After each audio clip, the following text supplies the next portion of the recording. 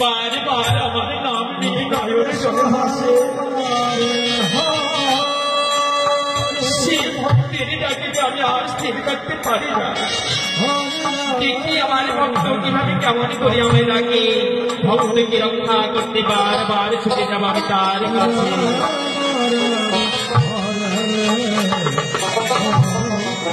হরে কৃষ্ণ হরে কৃষ্ণ কৃষ্ণ কৃষ্ণ হরে হরে হরে হরে রাম রাম হরে হরে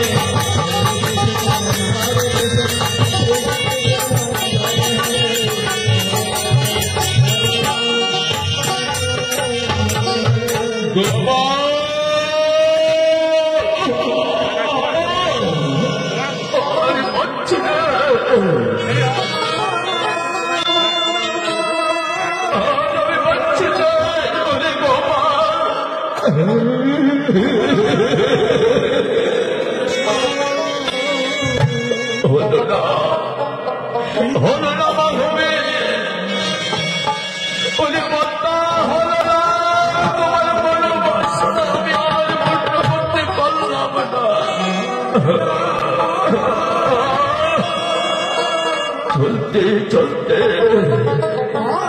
তোমার কথা নিয়ে ভগবান জয় দিতে গিয়ে তুমি আমায় এমন মন্ত্র শেখালে,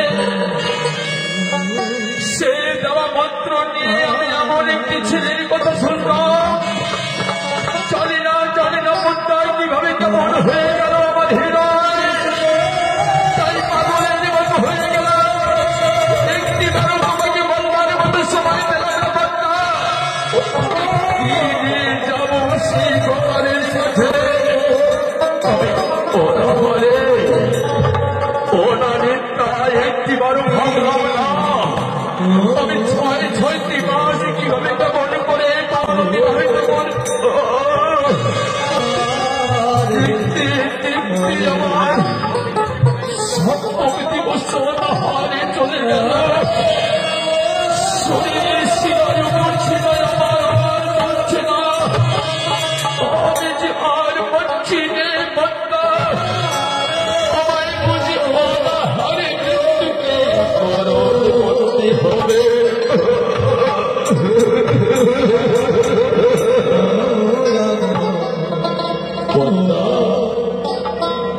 আমার জীবনে সুখের জন্য আমি যে ডাল ধরি না কেন,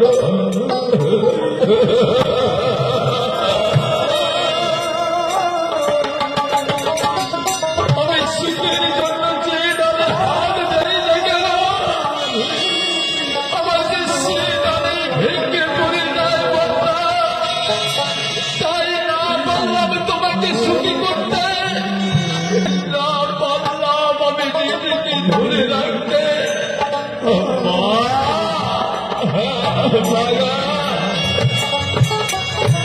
আমি যে আর পাচ্ছি না মা, এই জীবনের দিনে আমি কাউকে পাশে পাচ্ছি না মা। কে দেবে আমার একটি বুঝতে, আমি কি সেবা দিয়ে আমার পত্তার আমি সেবা করবার ধরে ওই বৃন্দাবনে যাব।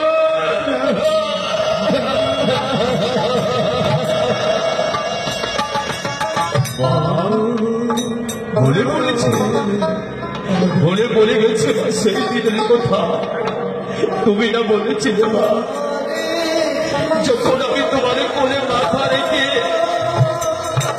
কিনে কিনে বলেছিলাম মা তুমি চলে গেলে আমাকে কে দেখবে মা, তখন তুমি নয়নের জল ছেড়ে দিয়ে বলেছিলে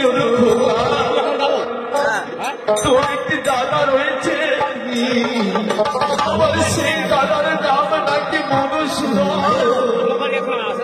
তুই বলেছিলে মা বিপদে পড়লে তো দাদাকে ডাকবে, তোর দাদা তোর বিপদে সারা দিয়ে তোর কাছে ছুটে আসবে। আজও তো সেই দাদাকে দেখলাম বাবা,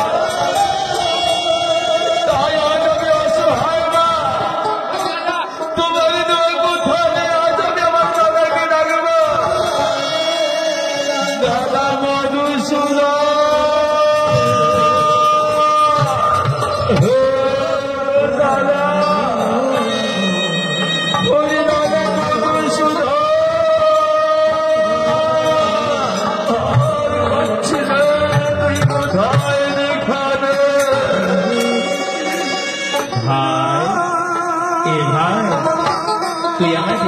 আসি ভাই। দাদা প্রণাম তব চরণে দাদা,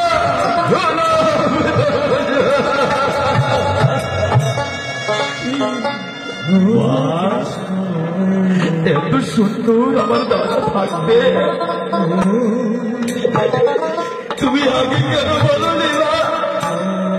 কেন আমার মনে করিয়ে দেওনি আমার এই দেবতুল্য দাদার কথা? উনি দাদা তোমাকে দেখে আমি বড় ধন্য হয়ে গেলাম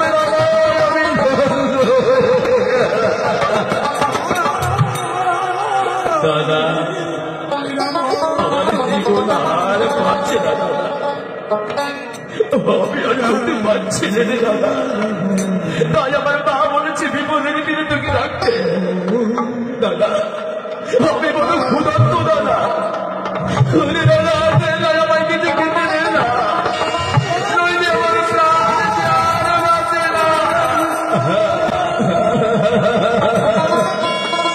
ভাই আমি তো সদা সর্বদাই ননি মাপম ছানা ফিরিতে দিয়ে থাকি রে ভাই। আর তোর বড় ক্ষুধা লেগেছে বলেই তো আমি মাপম সঙ্গে নিয়ে এসেছি রে ভাই। বেশি ভাই আজ আমি নিজ হস্তেই তোকে সেবা করাবো রে ভাই।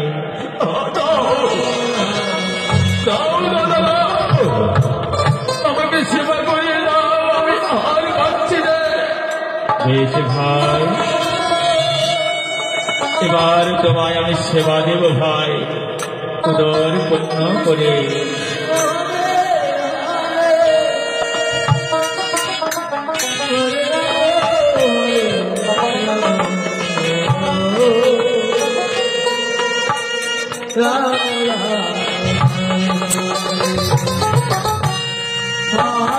ভাই এই নে ভাই,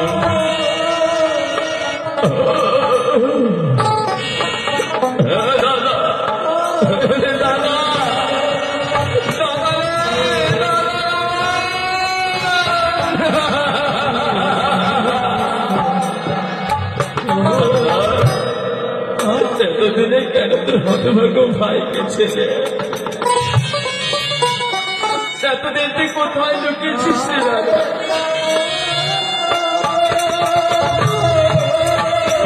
দাদা জীবনে আমি অনেক সেবা করেছি দাদা, কিন্তু তোমার হাতে আমি আর সেবা করাবে সুবিচার আমি জীবনে কোনোদিনই পাইনি। বল না আর কোনোদিন তুই আমাকে ছেড়ে কোথাও যাবি না? ভাই মা বলেছিল না যে বিপদের দিনে তুই আমায় ডাকবি। ওরে ভাই তোর মতো করে আর হাজারো হাজারো ভাইকে আমার সেবা দিতে হয়, তাই তো আমার কাজেই এটা রে ভাই।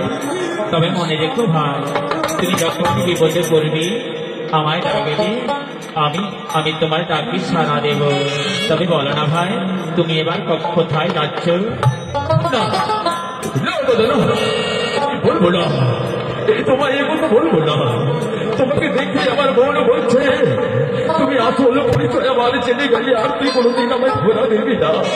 তাই বলবো না দাদা, তোমার কাছে কোনো অনুরোধ দাদা, তুমি এই কথা আমার চিকিৎসা করো না। আমি আমার নয়ন যেই দিকে যায় আমি সেই দিকে যাবো দাদা। বেশ ভাই তবে তুমি দাঁড়াও, আমি আসি কেমন?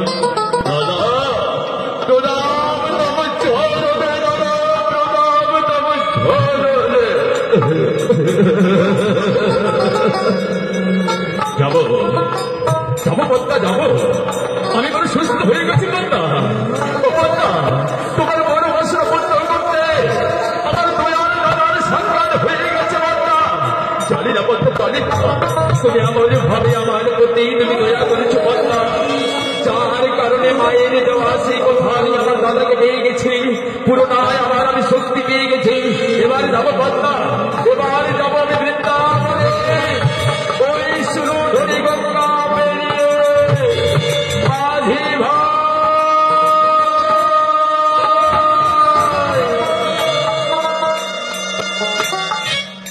মাঝি ভাই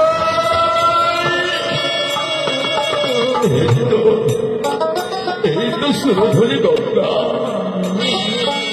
আর আমার কাকা বাবু বলেছিল বৃন্দাবনে যেতে গেলে সুরধুলি গঙ্গা পার হতে হয়।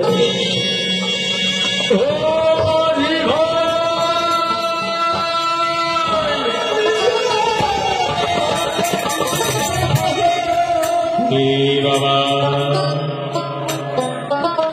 এই তবে মাঝি ভাই দাঁড়িয়ে রয়েছে। ভাই চলো চলো মাঝি ভাই চলো, আমাকে শীঘ্র করে সুরধুলি গঙ্গা পার করে দাও। শোনো, সুরধুলি গঙ্গা পার হতে হলে উপযুক্ত করিয়ে দিতে হয়।